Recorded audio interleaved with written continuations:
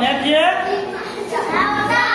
6वटा है। यी सतह यो एउटा सतह भयो, यो दोस्रो भयो, यो तेस्रो भयो, यो चौथो भयो, अनि यो माथिको पाँचौं हो कि नै? अनि यो तलको 6औं भयो नि। यसलाई यो पुरै भागलाई हामी सतह भन्छौँ है। यो पुरै सतह भयो है। त्यसै गरी अर्को के पढेको थियौँ हामी? के पढेको थियौँ अर्को? किनारा भनेर है। यो किनारा, एक किनारा यो भयो नि।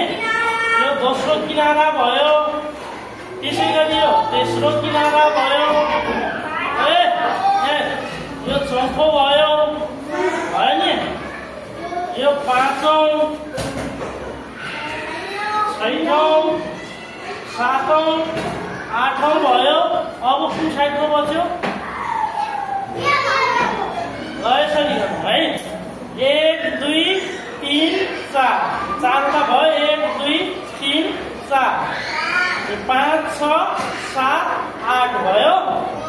अब 9 10 11 12, 12वटा पुगे कि नै? 12वटा किनारा पुगे। त्यसै गरी अब हेर, आलु भएको ठाउँलाई के भन्ने? के भन्ने? किनाराको भर्खरै कुरा गरे है। यो आलु भएको ठाउँलाई हामी आलु भएको ठाउँलाई हामी शीर्षबिन्दु भन्छौँ है। शीर्षबिन्दु कतिवटा हुन्छन् भनेर पढाएको थिएँ मैले। ल हिजो पढाएको सबै भुल्यो। 8वटा हो।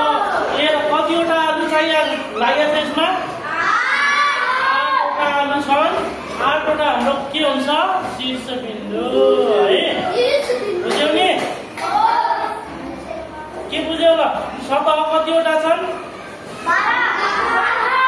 ल हेर 6वटा सतह है। ल किनारा कतिवटा छन्?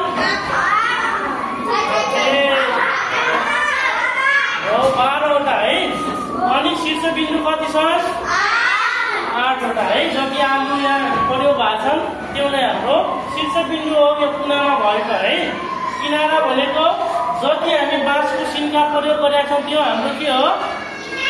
किनारा। त्यसै गरी 4वटा सिन्का प्रयोग भएर यो बनेको यो ठाउँलाई हामी के भन्छौँ? सतह भन्छौँ है। यो सतह है। बुझ्यौ नि?